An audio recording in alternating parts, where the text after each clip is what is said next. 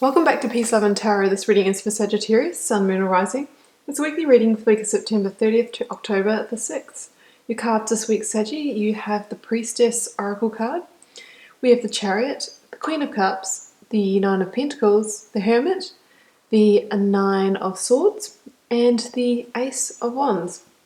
So Saggi, I'm just going to start by reading out your Oracle card here. Priestess, how are you being called to step up and lead? The Priestess is a teacher dedicated to service, freedom, and leadership. You don't need to have it all together to lead. In fact, it helps if you don't. No one wants a perfect angel that hasn't made any mistakes. Let your life be your message. Don't underestimate the power of sharing your story. It's by hearing someone else's journey that we feel less alone. We realize that we're actually all in this thing called life together.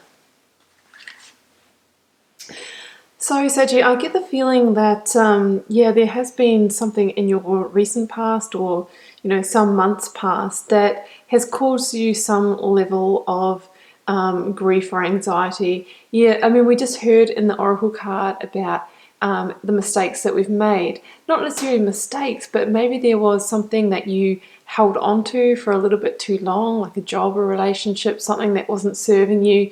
Maybe, you just wanted something that really wasn't going to materialize in a situation, and that caused you a sense of worry as well. Maybe there has been some kind of errors in the ways, bad financial decisions, maybe not taking a course of action to deal with a situation with a friend. There could have been dishonesty, all those kind of things. Those sort of things that really make us, wonder, should we have acted a different way? Should we have taken a different course of action? Because that's what I see here in the recent past. I'm going to start with that Nine of Swords and the Hermit. And just want to point out too that you do have 3 number 9s in your reading. So 9 is kind of like the number where things are almost complete but not quite. So there could be some kind of situation, or like I said, something from your past that's kind of hanging over you that's not quite complete or hasn't quite been released, hasn't quite been let go. And sometimes it's when we're just kind of sitting in that tail end, that little bit of toxic soup left over, that's when we end up in that Nine of Swords kind of feeling. That Nine of Swords feeling, can literally feel like you have that whole, the weight of all these 9 swords actually stacked up against you. It might feel like the odds are against you, in the recent past, or some of you may still be in that energy now. So that kind of, those thoughts and feelings that can keep you up at night. It can cause you sadness, grief, and, it probably is related to a situation that hasn't quite been brought to completion. That's a really good indicator to do what you need to do to release or resolve the situation this week. And I do see you moving on from it. I do think it's the key to opening up some of these other beautiful energies that we have here in the reading. I think throughout this period too, you were called to go inwards and really, really reflect on your part in the situation. What they say, it takes 2 to tango. There's always 2 parties involved in a situation. And I think you're really, really ready to not only understand your part in the situation, but to learn and grow and develop from it. And I think there probably was some introspective energy during that time. You're going into this kind of hermit energy to really learn what went on in that situation for your own self-growth and your own spiritual evolution. You may have felt, because you were sort of hurt from the situation, potentially that there was a need to sort of isolate yourself or remove yourself from other people. But, really the key, is to take on this learning, what you've figured out, release the situation, release the past so that you can move on. And, while you were sort of in this kind of energy, you may not have sort of known what the way forward was. It's like you've just got this kind of dim illumination from this lamp, and you might have only been able to see, the next couple of steps forward.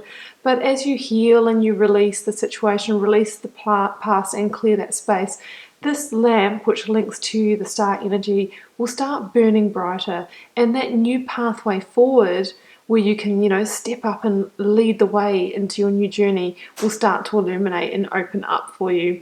And that little link to the star energy there too is, you know, really indicates that that healing process is ready to begin and has started. So help it along by releasing the baggage of that past situation. Because this week, you know, I feel like it's all about you moving forward. It's all about forward movement this week, Saggy. Strong indicators of that. Now, also just like to point out that, you know, we have the Queen of Cups and the Nine of Swords here. I mean, very opposing energies. I feel like in that past situation, you felt quite mentally and emotionally defeated and drained by that situation. Well, what this indicates to me is that getting in control of your emotional state, becoming stable, becoming grounded mentally and emotionally is the key for you moving forward. And we get there by allowing that to complete, releasing that energy, cutting energetic cords and no longer being attached to situations, people, things that don't serve us. So the Queen of Cups, you know, she is somebody who can sit right on the shoreline of, you know, the emotional elements of life. You know, water in tarot represents the emotions, so she can sit right, you know, with her foot dipped into emotional situations. You know, she still feels them, but she's in control of herself. She's not going to get swept away into a Nine of Swords headspace where she's over analyzing, over intellectualizing, you know, worry, fear, victim mentality, all those kind of things, self-limiting thoughts, because she's got all her emotions contained in this beautiful gilded cup. She, you know, decides when she lets them out, when she processes them, and, you know, how she treats her emotions. And she's stable, grounded, unshakable. Look at these cliffs behind her. She's protected, emotionally protected. So the key is, you know, to protect yourself emotionally, get in control of them. And then I just don't think there's anything stopping you, Saggy. You know, the Chariot is actually a victory card. So once you get victory over those emotions, you'll be victorious in your movement forward. Because, you know, once we're in control of ourselves and we've released the past, you know, we can basically move, you know, we can move mountains. This person here has this stone chariot, and he's got no reins to move that forward. He just has this magician's wand, meaning that he can move it forward with just his intention alone. You know, your forward movement is only one decision away to release the past.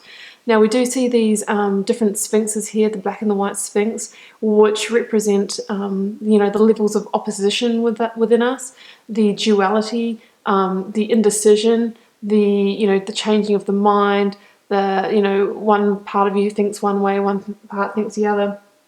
One part wants to move forward, the other part is stuck in the past.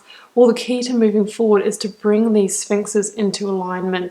So that means, you know, getting clarity and bringing these opposing forces within you into, you know, into one, basically. You know, the Chariot too, like, can actually indicate some sense of physical travel. So as part of this releasing the past, some of you may be moving homes, you might be moving houses, towns, states, something like that. But either way, it's a road to victory for you, Sagittarius. Strongly feeling that. So once you get those emotions under control, there's just no stopping you. In fact, I think I'm going to call this reading that. There is no stopping you. Because this is where we're heading. This is where we are heading.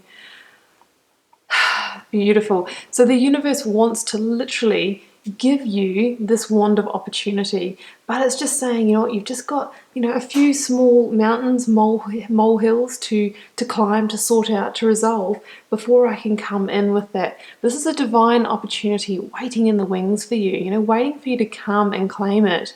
Ace of Wands can be about becoming reinvigorated, re-inspired, discovering your passion for life, for a partner, for something that you love to do. Can be an opportunity of work, an opportunity of love, something like that in your life. It can also indicate opportunity for spiritual growth and development. You know, we see the sprouting wand here. It's something that's opening and unfolding. It also asks you or invites you to take inspired action to grow what is like kind of the seed of pure potential into something solid and tangible that's really going to flourish. And that's exactly what we see here with the Nine of Pentacles, Saggi. I love this card because the Nine of Pentacles is another strong card of victory. We have two of them in this reading, and it's a strong sense of self-sufficient victory. It really means that you can make this journey on your own. You can step up and lead. You're powerful. You know, you have the resources, all the resources within you. And, you know, the Nine of Pentacles is somebody who knows their own worth, knows how valuable they are. And from that position, they're really building abundance, solidity, stability, and beauty within their life. What else can I say about that? Now, it's a beautiful reality to be heading to anyway. So I think that's really essentially it with that Nine of Pentacles. It's just a great... if you know, this is an excellent position to live your life in, because when you're in that reality, you don't need other people, and it's kind of like that antidote for codependency. That's why I love it. And then if you do attract, you know, a relationship, some of you may be in relationships now, it means it could just get better. But if you do attract things from this place, you're not attracting it from a place of need or needing something to complete you, or a place of lack, because you have everything inside and out that you truly need. This energy is waiting for you, Saggi. The only thing you need to do is to release the past, let go of the worry, to clear the space for it to come in. Because when we're in this kind of Nine of Swords energy here, I mean, and we have energetic cords to other situations, that space isn't there for things to come in. I'm a strong believer in this. You need to close one door before another one will open. Doesn't always work that way, but it can really help. And also, when we stay in this kind of energy, if something does come in and we're sort of manifesting from that place, we can attract more of the same energy that's going to keep us in that reality. So in order to shift it, we need to let go, and we need to start lifting our vibration to the place that we want to be. So we attract in the people, places, things, experiences that are a true match and a true vibrational alignment for that energy that we really want to be in. There's no stopping you, Sagittarius. I wish you all the best with it this week. Please keep in mind it's a general reading, so it won't be for all of you. Leave me a comment. I'd love to know how it's playing out in your daily life, and I'll see you back here for another reading next week.